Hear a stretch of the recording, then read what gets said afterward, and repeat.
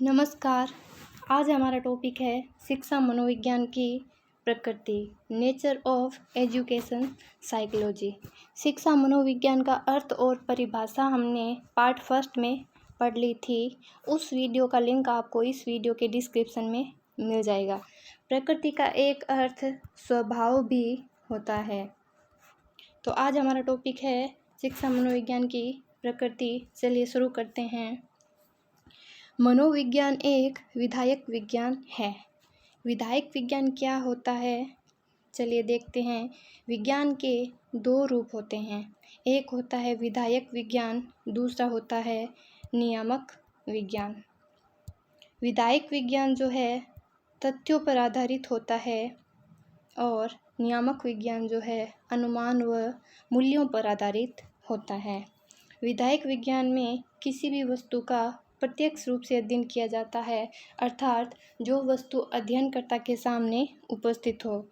नियामक विज्ञान में अप्रत्यक्ष रूप से अध्ययन किया जाता है, अर्थात जो वस्तु अध्ययनकर्ता के सामने उपस्थित नहीं हो उसका भी अध्ययन कर लिया जाता है। किस विज्ञान में? नियामक विज्ञान में। नेक्स्ट देखिए, विधायक विज्ञान जो है क्या है पे बल देता है, नियामक विज्ञान जो है क्या होना चाहिए पे बल देता है, अर्थात संभावनाएं प्रकट करता है कि क्या होना चाहिए। मनोविज्ञान में कभी भी अनुमान के आधार पर कार्य नहीं किया जाता है। अनुमान के आधार पर कार्य करने पर कौन सा विज्ञान हो जाता है? नियामक विज्ञान हो जाता है। नेक्स्ट देखिए, मनोविज्ञान जो है मानव व्यवहार व पशु व्यवहार दोनों का अध्ययन करता है, अर्थात यूँ कहे कि प्राणियों के व्यवहार का अध्ययन कौन करता है? मनोविज्ञान करता है। मनोविज्ञान में सभी अध्ययन वैज्ञानिक विधियों के माध्यम से किए जाते हैं। वैज्ञानिक विधियाँ कौन सी होती है? आत्मनिरीक्षण विधि, जिसमें स्वयं का निरीक्षण किया जाता है, प्रयोगात्मक विधि, निरीक्षण विधि, जीवन इतिहास विधि, यह जो है वैज्ञानिक विधियाँ होती है। इन विधियों के माध्यम से प्राणियों के व्यवहार का अध्ययन मनोविज्ञान करता है। नेक्स्ट देखिए, मनोविज्ञान में प्राणियों का अध्ययन मनोदैहिक प्राणी के रूप में किया जाता है। मनोदैहिक का शाब्दिक अर्थ क्या होता है? मनो का अर्थ होता है मन या आत्मा और दैहिक का अर्थ होता है शरीर। मनोविज्ञान जो है प्राणियों के मन और आत्मा का अध्ययन करता है, साथ ही शरीर के हाव भावों का अध्ययन भी करता है। नेक्स्ट देखिए, मनोविज्ञान जो है दो प्रकार के होते हैं। एक है सैद्धांतिक विज्ञान, दूसरा है व्यवहारिक विज्ञान। सैद्धांतिक विज्ञान जो है वो सिद्धांतों पर आधारित होता है। व्यवहारिक विज्ञान जो है वो व्यवहार का अध्ययन करता है। नेक्स्ट देखिए, शिक्षा मनोविज्ञान में वैज्ञानिक विधियों का प्रयोग कर शिक्षा की समस्याओं का समाधान किया जाता है। कैसे? जिस प्रकार वैज्ञानिक जो है विभिन्न तथ्यों का निरीक्षण और परीक्षण करके किसी सामान्य नियम का प्रतिपादन करते हैं, उसी प्रकार शिक्षक जो है शिक्षा के क्षेत्र में आने वाली समस्याओं का अध्ययन और विश्लेषण करके उनकी समाधान में योगदान देता है। नेक्स्ट देखिए, बालकों के संबंध में भविष्यवाणी की जाती है। कैसे? बालक की उपलब्धियों का अध्ययन करके मनोविज्ञान जो है बालक के बारे में भविष्यवाणी कर सकता है कि बालक भविष्य में किस क्षेत्र में विशेष रूप से सफलता प्राप्त करेगा। शिक्षक के लिए मनोविज्ञान की उपयोगिता। एक शिक्षक के लिए मनोविज्ञान क्यों आवश्यक है, किस प्रकार उपयोगी है, चलिए देखते हैं। प्रथम पॉइंट है स्वयं का ज्ञान व तैयारी। शिक्षा मनोविज्ञान में अध्यापक अपने में निहित स्वभाव, बुद्धि का स्तर, व्यवहार, योग्यता आदि का ज्ञान प्राप्त करता है। शिक्षा मनोविज्ञान के माध्यम से ही अध्यापक जो है अपने में निहित योग्यता को पहचान सकता है, उस क्षेत्र में विशेष रूप से सफलता प्राप्त कर सकता है। इसमें स्किनर जो है उनका एक महत्वपूर्ण कथन है जो एग्जाम में पूछा गया है, मनोविज्ञान अध्यापकों की तैयारी की आधारशिला है। यह कथन किसका है? स्किनर का है। नेक्स्ट देखिए, बाल विकास का ज्ञान। शिक्षक को बाल विकास की विभिन्न अवस्थाओं का ज्ञान प्राप्त करने में मनोविज्ञान जो है क्या करता है, सहायता प्रदान करता है। जैसे बच्चों का शारीरिक विकास कैसा है, मानसिक विकास, संवेगात्मक विकास, बालकों की रुचियाँ कैसी है। सभी बालकों में एक जैसी रुचियाँ नहीं पाई जाती है। विचारों में विभिन्नता, बालकों के सीखने में भी विभिन्नताएं पाई जाती है। सभी बालक एक समान गति से नहीं सीखते हैं। इस प्रकार बालकों की इन विशेषताओं को ध्यान में रखकर ही शिक्षक जो है बालकों के लिए पाठ्य विषयों व क्रियाओं का चयन करता है। नेक्स्ट देखिए, बाल स्वभाव व व्यवहार का ज्ञान। शिक्षा मनोविज्ञान के माध्यम से ही अध्यापक जो है बालकों के स्वभाव और व्यवहार का ज्ञान प्राप्त करता है। इसमें देखिए रायबर्न का एक कथन है, ध्यान में रखना, हमें बाल स्वभाव और व्यवहार का जितना अधिक ज्ञान होता है उतना ही अधिक बालक से हमारा प्रभावपूर्ण संबंध होता है। यह कथन किसका है, रायबर्न का है। नेक्स्ट देखिए, बालकों का चरित्र निर्माण। बालकों का चरित्र निर्माण। शिक्षा मनोविज्ञान जो है शिक्षक को उन विधियों के बारे में बताता है जिसका प्रयोग करके वह छात्रों में नैतिक गुणों का विकास करता है। नैतिक गुणों का विकास करता है। अब देखिए नैतिक गुण कौन से होते हैं। जैसे ईमानदारी नैतिक गुण है। जीवों पे दया करो, बड़ों का सम्मान करो, असहाय की मदद करो,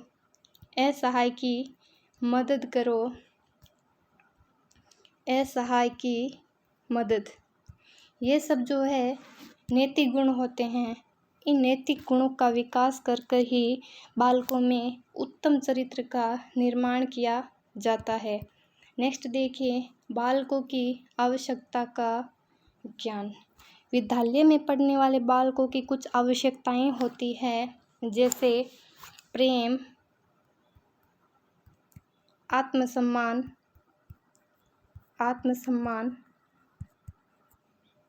और स्वतंत्रता। प्रेम, आत्मसम्मान, स्वतंत्रता और किए जाने वाले कार्यों की स्वीकृति। यह जो होती है विद्यालय में पढ़ने वाले बालकों की मूलभूत आवश्यकताएं होती है। अगर इन आवश्यकताओं को पूर्ण कर दिया जाए तो बालक संतुष्ट हो जाते हैं और शिक्षा के क्षेत्र में महत्वपूर्ण उपलब्धियां प्राप्त करते हैं। नेक्स्ट देखिए, बालकों की व्यक्तिगत विभिन्नताओं का ज्ञान। सभी बालक एक समान नहीं पाए जाते हैं।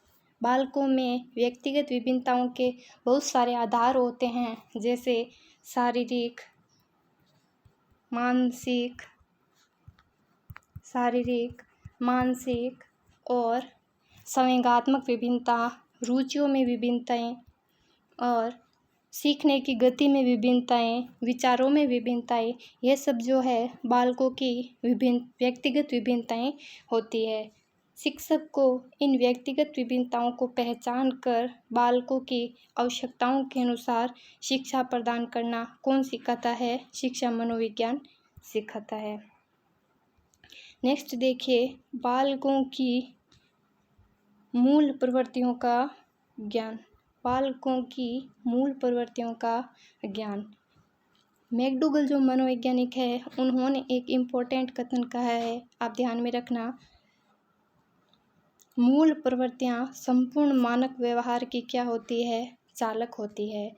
मैकडूगल ने कहा मूल प्रवृत्तियां संपूर्ण मानव व्यवहार की चालक होती है। यह कथन किसका है, मैकडूगल का।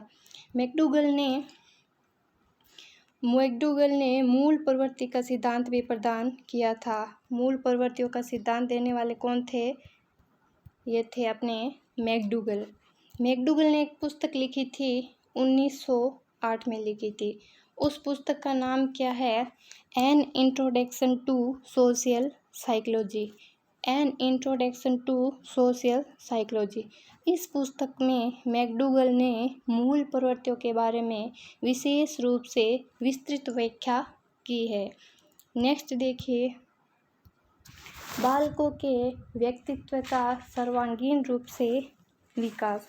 शिक्षा का एक प्रमुख उद्देश्य होता है कि बालक का सर्वांगीण रूप से विकास किया जाए। ये किसके माध्यम से संभव है? शिक्षा मनोविज्ञान के माध्यम से। नेक्स्ट देखिए, कक्षा कक्ष की समस्याओं का समाधान। कक्षा कक्ष की समस्याओं का समाधान। कक्षा कक्ष की कुछ विशेष रूप से समस्याएं होती है, जैसे नेक्स्ट देखिए, अनुशासनहीनता और बाल अपराध, समस्यात्मक बालक, छात्रों का पिछड़ापन, ये जो है कक्षा की समस्याएं होती है। इन समस्याओं को ध्यान में रखकर उनके कारणों को खोजना और उनके कारणों को खोजकर समस्या को दूर करने में कौन सहायता प्रदान करता है? शिक्षा मनोविज्ञान सहायता करता है। नेक्स्ट देखिए, अनुशासन में सहायता। नेक्स्ट क्या है? अनुशासन में सहायता। शिक्षा मनोविज्ञान जो है अध्यापक को अनुशासन स्थापित करने में अनेक नवीन विधियाँ बताता है। अनेक नवीन विधियों के माध्यम से अध्यापक को अनुशासन स्थापित करने में सहायता प्रदान करता है। कौन? शिक्षा मनोविज्ञान। नेक्स्ट देखिए, उपयोगी पाठ्यक्रम का निर्माण। उपयोगी पाठ्यक्रम का निर्माण। इसमें स्किनर जो मनोवैज्ञानिक है उनका एक कथन है कि उपयोगी पाठ्यक्रम बालकों के विकास, व्यक्तिगत विभिन्नताओं, प्रेरणा, मूल्यों और सीखने के सिद्धांतों के अनुसार मनोविज्ञान पर आधारित होना चाहिए। किस पर आधारित होना चाहिए? मनोविज्ञान पर आधारित होना चाहिए। इस कन्या ने कहा कि पाठ्यक्रम ऐसा हो जिससे बालकों का विकास हो सके, व्यक्तिगत विभिन्नताओं के अनुसार होना चाहिए, प्रेरणा प्रदान कर सके और सीखने की अच्छी गति प्रदान कर सके। इस प्रकार का पाठ्यक्रम होना चाहिए। वो किस पर आधारित होना चाहिए?